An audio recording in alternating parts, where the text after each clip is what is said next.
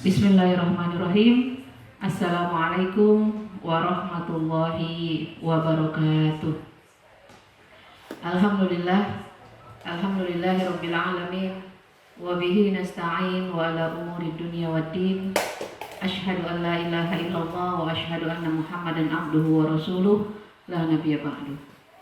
Alhamdulillah, puji syukur kepada Allah Subhanahu wa taala pada kesempatan yang luar biasa ini. Allah Subhanahu wa taala masih berikan kita kesempatan, masih berikan kita kesehatan. Mudah-mudahan kita semua dilindungi oleh Allah Subhanahu wa taala dari berbagai macam penyakit ya. Dan kita doakan buat saudara-saudara kita yang saat ini sedang sakit, semoga segera diangkat penyakitnya Allah Subhanahu wa taala. Dan buat saudara-saudara kita yang telah mendahului kita, semoga Allah Subhanahu wa taala mengampuni dosa-dosanya. Amin ya rabbal alamin. Shalawat beriring salam kita hadiahkan buat kekasih kita, buat teladan kita semua, qudwah kita, Nabi besar Muhammad sallallahu alaihi wasallam. Sahabat iman yang dimuliakan dan disayangi oleh Allah Subhanahu wa taala. Pada kesempatan hari ini dalam rangka menyambut atau mempersiapkan diri akan datangnya tamu Allah, yaitu bulan Ramadan, maka pada kesempatan hari ini saya ingin mengajak kita semua untuk menyambut Ramadan berkah ya, di tengah wabah COVID-19. Allah Subhanahu wa taala berfirman dalam surah Al-Baqarah ayat 183, A'udzu billahi minasyaitonir rajim. Bismillahirrahmanirrahim. Ya ayyuhalladzina amanu kutiba 'alaikumus syiyam kama kutiba 'alal ladzina min qablikum la'allakum tattaqun. Semua kita ya, semua umat yang menyatakan diri dia beriman itu diwajibkan oleh Allah Subhanahu wa taala untuk melaksanakan ibadah puasa di bulan Ramadan. Namun pada tahun ini tentunya berbeda dengan tahun-tahun sebelumnya. Jika tahun-tahun sebelumnya kita bisa menjalankan ibadah Ramadan dengan tenang mungkin ya. Nah, pada tahun ini agak sedikit berbeda. Namun kata Komisi Fatwa Majelis Ulama Indonesia, yaitu Bapak Asrorun Ni'am Soleh ya, kata beliau, pandemi COVID-19 bukanlah halangan kita untuk beribadah di bulan Ramadan. Bahkan menurut beliau, pandemi COVID-19 ini justru harus menjadi momen ya, untuk meningkatkan ibadah umat muslim. Ibadah Ramadan harus dijadikan momentum emas untuk mempercepat penanganan wabah COVID ya, dengan etos dan semangat keagamaan. Jadi wabah COVID bukan halangan untuk beribadah, justru menjadi penyemangat kita kembali, ya, lebih mendekatkan diri lagi kepada Allah Subhanahu wa taala. Kalau kita buka ya buku sejarah, banyak sekali peristiwa-peristiwa besar dalam peradaban umat Islam itu terjadinya di bulan Ramadan. Contoh ya, Perang Badar.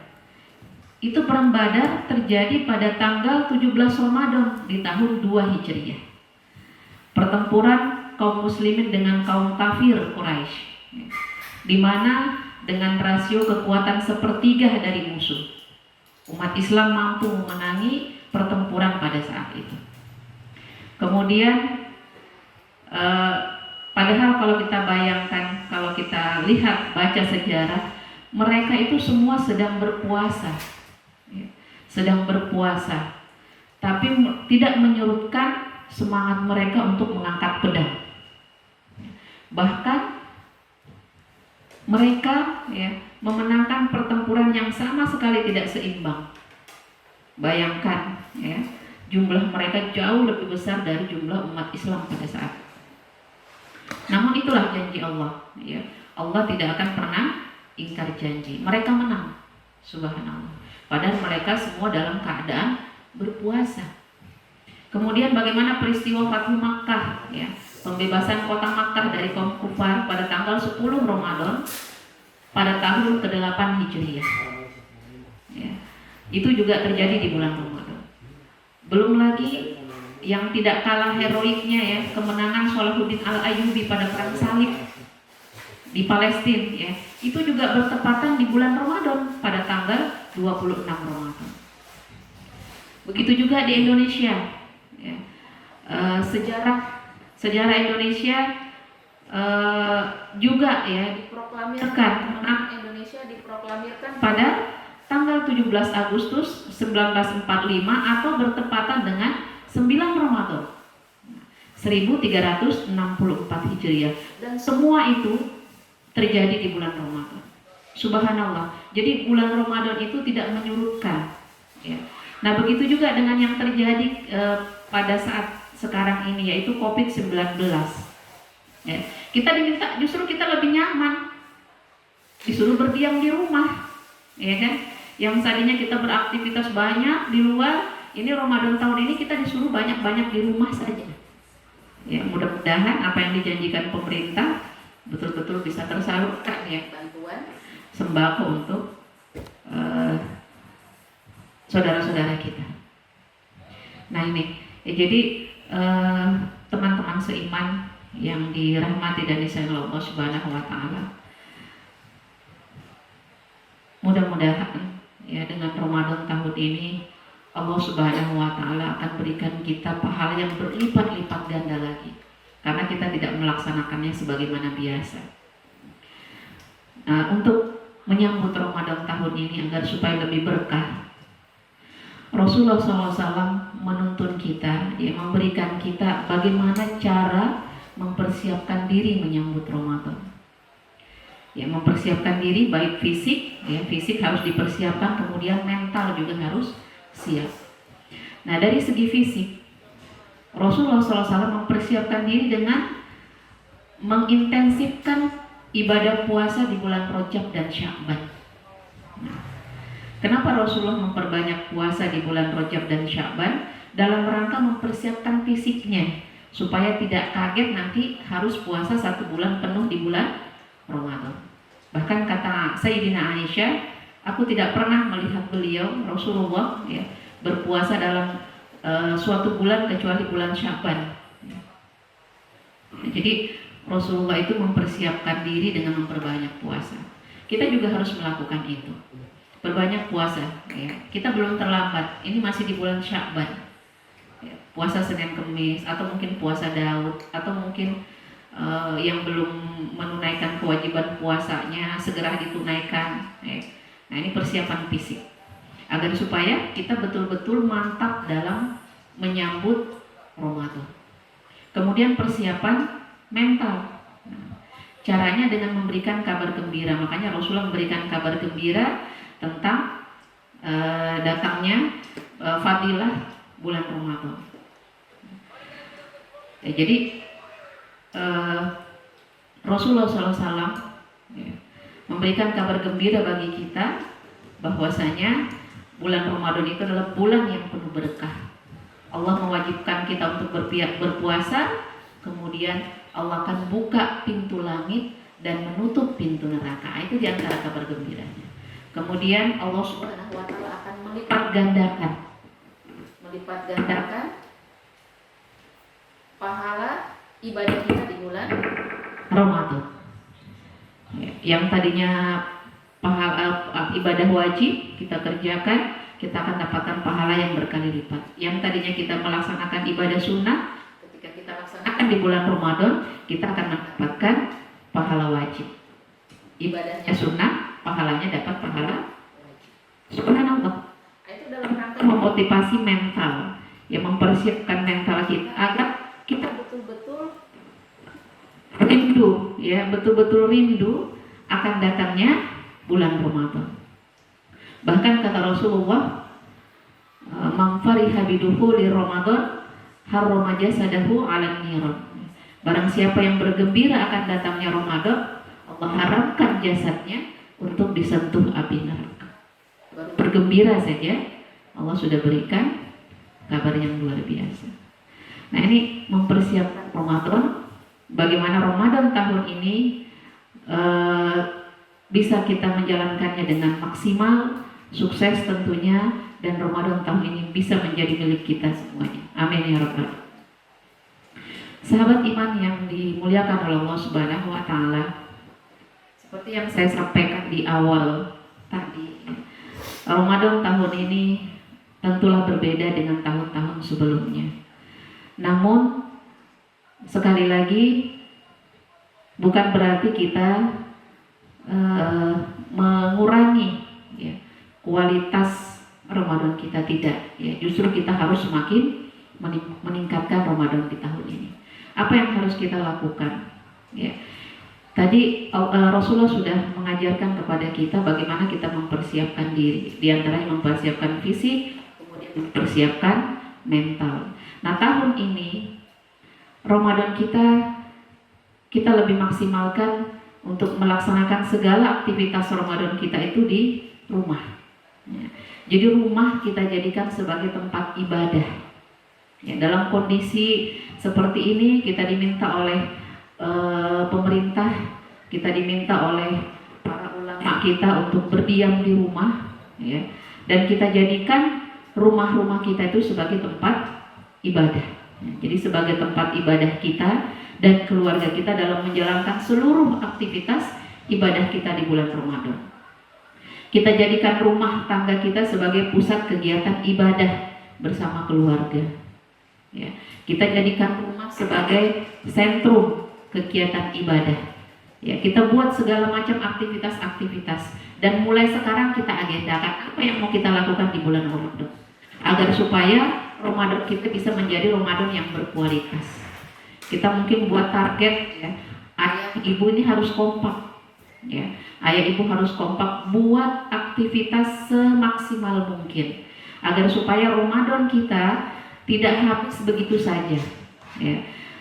Apa yang harus kita lakukan? Kita buat jadwal, kita buat target ya. Target tilawah, ya. Target zikir, kemudian qiyamul lail mungkin ya. Kemudian target-target sedekah harus kita buat. Jadi di dalam rumah kita bersama keluarga, bersama suami, bersama istri, bersama anak-anak kita berkompetisi ya dalam memaksimalkan Ramadan kita. Nah, kalau kita punya target, insya Allah akan lebih semangat lagi. Kalau kita punya target, kita bisa evaluasi Ramadan kita sukses atau tidak. Kalau kita tidak punya target, apa yang mau dievaluasi? Tentunya tidak ada, dan akhirnya Ramadan kita berlalu begitu. Nah, jadi sebaiknya kita buat jadwal, kemudian kita buat target. Kalau perlu kita ikut, kita buat hukuman buat diri kita ketika kita menyalahi target. Nah, kita sepakatin aja dengan anak-anak di rumah, targetnya mau seperti apa.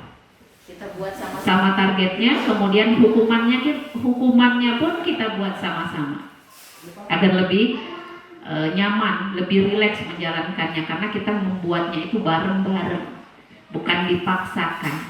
Nah, itu akan lebih maksimalkan Ramadan kita tahun ini. Ya. Jadi ibadah kita di rumah bisa lebih maksimal. Ya. Kita mungkin buat sholat tarawihnya, kita ada yang sudah punya anak remaja yang sudah layak jadi imam. Bergantian saja jadi imamnya boleh ya.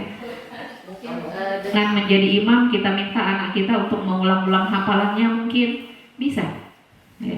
Sholat malam berjamaah, kemudian membaca Quran, masing-masing kita punya target, akhirnya kita bisa melakukan kompetisi sehat dalam Ramadan. Subhanallah, jadi indah ketika kita mengisinya dengan aktivitas-aktivitas yang terjadwal. Ya. Kemudian ibadah tarawih yang tadinya kita laksanakan di masjid, ini bisa kita laksanakan di rumah. Tarawih itu boleh nggak 2 orang saja atau sendiri saja boleh? Ya, boleh kita kerjakan di rumah bersama keluarga kita. Jadi apa yang berubah gitu? Tidak ada yang berubah. ya. Semuanya bisa terlaksana, ya. Jadi yang terpenting dari semua ini adalah buat jadwalnya, buat targetnya. Kita mau ngapain ini? Kita mau apa, keluarga kita di bulan Ramadan ini mau dibuat seperti apa? Itu kembali kepada kita. Kalau kita nggak buat target apapun, selesai Ramadan, berlalu begitu saja tanpa ada aktivitas-aktivitas positif yang berkualitas. Anak-anak zaman sekarang kita lihat, anak-anak kita disibukkan dengan gadgetnya. Kalau kita tidak kontrol, kalau kita tidak buat aktivitas, ya udah akan habis. Dan kita tidak boleh menyalahkan mereka, karena kita tidak buat jadwal. Kalau kita buat jadwal, insya Allah pasti mereka akan ikut dan akan senang. Kenapa? Karena kita berkompetisi di situ. Tuh ya. Jadi Ramadan di rumah, melaksanakan ibadah puasa di rumah, menjadikan rumah-rumah kita semua menjadi sentrum kegiatan ibadah. Subhanallah, jadi indah jadinya Ramadan kita, ya. Jadi kita jadi berbaik sangka dengan Allah. Dengan adanya COVID ini, suasana keakraban dengan keluarga itu menjadi semakin erat, ya, semakin erat. Kemudian kita menjadi termotivasi untuk membuat kegiatan sebanyak-banyaknya. Karena nggak ada kerjaan apa-apa di rumah gitu, kita di rumah, ya. Jadi kita maksimalkan kegiatan sebanyak-banyaknya. Kemudian teman-teman seiman ya dan disayangi Allah Subhanahu wa Ta'ala. Selanjutnya adalah di bulan Ramadan tahun ini kita tetap melaksanakan yang namanya bersedekah, ya. Memberi buka puasa tetap kita laksanakan, tidak ada yang berubah. Hanya saja kebiasaan kita bersedekah atau berzakat bisa kita salurkan di lembaga-lembaga amil zakat yang terpercaya. Dengan cara apa? Dengan cara online. Bisa. Ya, nggak harus kita datang ke kantor lembaga amil zakat kemudian menyerahkan zakat, nggak harus seperti itu. Sekarang semuanya bisa dengan online, ya. Jadi tidak mengurangi semangat kita untuk bersedekah, ya. Jika biasanya umat muslim berbondong-bondong, ya, datang ke amil zakat untuk bersedekah, tahun ini tetap bersedekah, ya, tapi dengan cara yang berbeda. Nah, jadi semuanya bisa kita laksanakan, semuanya bisa kita lakukan sebagaimana di Ramadan sebelumnya. Kemudian pesan saya, ya, pesan kita, bagaimana zakat ataupun infak kita, sedekah kita tahun ini, mungkin sebaiknya, ya, lebih banyak kita prioritaskan untuk pemenuhan kebutuhan APD, ya, alat pelindung diri. Nah, kemudian kita lebih memprioritaskan untuk sumbangan bantuan sembako mungkin untuk saudara-saudara kita yang saat sekarang ini banyak sekali dirumahkan. Akhirnya mereka tidak punya penghasilan, akhirnya mereka tidak punya pekerjaan dan keluarga mereka butuh untuk makan. Nah, sebaiknya kita alokasikan ke situ mungkin sebanyak-banyaknya sedekah-sedekah kita tahun ini, ya. Memberikan buka puasa mungkin, ya. Memberikan buka puasa yang biasanya kita hantarkan ke masjid, ini boleh, ya. Tetap kita laksanakan buka puasa, tapi memang tidak secara bersama-sama, ya, karena kita dilarang untuk kumpul-kumpul. Boleh mungkin kita bagikan di pinggir jalan sebagaimana biasa, ya. Atau mungkin kita hantarkan kemana gitu kan, ke rumah-rumah tetangga. Setiap hari mungkin tetangga kita antarkan 5 tetangga, akhirnya kita kalikan 30 hari, itu kan luar biasa sedekah kita. Jadi buka puasanya tetap jalan, ya. Kemudian sahabat iman yang dimuliakan oleh Allah Subhanahu wa Ta'ala, pengajian juga bisa kita laksanakan. Yang dulunya, yang tahun kemarin kita bisa mendengarkan ceramah-ceramah di masjid-masjid, ya. Nah, tahun ini kita bisa tetap mendengarkan ceramah, ya, walaupun hanya secara online. seperti yang saya lakukan pada kesempatan hari ini. Ya. Jadi kita bisa buka banyak sekali pengajian-pengajian. Artinya tidak ada yang berubah. Tidak ada yang berubah, sahabat sekalian. Tinggal kita memaksimalkan sarana yang ada. Terakhir, yang bisa saya sampaikan pada kesempatan hari ini yaitu himbauan untuk tidak mudik. Ya. Himbauan agar tidak mudik baik menjelang bulan Ramadan maupun menjelang Idul Fitri. Ini penting kita taati sahabat-sahabat iman sekalian. Ya. Karena Rasul sendiri sudah memberikan kita himbauan. Ya, dalam hadisnya Rasulullah SAW melarang umatnya yang berada di daerah terkena wabah untuk keluar dari daerah tersebut. Ya. Jadi pernah Rasulullah itu melarang umatnya yang berada di daerah yang terkena wabah untuk keluar dari daerah tersebut. Begitu pula umat yang berada di luar daerah wabah, mereka dihimbau untuk tidak masuk ke daerah wabah. Artinya Rasulullah sudah memberikan himbauan. Dan ini terjadi saat sekarang ini terjadi pada diri kita. Nah, kita jalankan apa yang menjadi himbauan Rasulullah, dan bahkan sekarang majelis ulama juga sudah menghimbau kepada kita semua untuk tetap berada di rumah. Ya. Kenapa kita tidak boleh mudik? Karena jangan sampai niat baik kita untuk bersilaturahim menjadi malapetaka buat orang lain. Ya. Oleh karena itu kita sebaiknya di rumah saja. Kita kan tidak tahu kita membawa virus atau tidak. Gitu. Atau kita juga tidak tahu apa saudara kita di sana terkena virus atau tidak. Gitu. Jadi akhirnya bisa jadi silaturahim kita justru menjadi malapetaka. Jangan sampai niat baik kita dengan cara yang salah berdampak buruk bagi silaturahim. Gitu. Jadi sebaiknya di rumah saja. Untuk tahun ini saja jangan pulang dulu. Ya, kemarin saya sudah sempat dengar himbauan dari pemerintah kita, tapi tidak tahu apakah itu sudah akan diberlakukan atau tidak ya. Bagi siapa saja yang mudik boleh keluar dari Kalimantan, tapi boleh masuk lagi setelah 6 bulan. Saya tidak tahu itu apa sudah diberlakukan atau tidak. Yang jelas kita dengarkan himbauan Rasulullah, kita dengarkan himbauan para ulama-ulama kita, para pemerintah kita, ya, agar supaya kita tetap berdiam diri di rumah. Insyaallah, sahabat iman yang dimuliakan Allah Subhanahu Wa Taala, doa saya, doa kita semua ya, semoga Ramadan kita tahun ini benar-benar menjadi Ramadan yang berkualitas. Insyaallah, itu saja yang bisa saya sampaikan. Kurang lebihnya saya mohon maaf, kepada Allah semua kita mohon ampun. Semoga kita semua dilindungi oleh Allah Subhanahu Wa Taala dari COVID-19 ini. Amin ya Rabbal Alamin. Demikian, itu saja yang bisa saya sampaikan. Kurang lebihnya saya mohon maaf. Wabillahi taufiq wal hidayah. Assalamualaikum warahmatullahi wabarakatuh.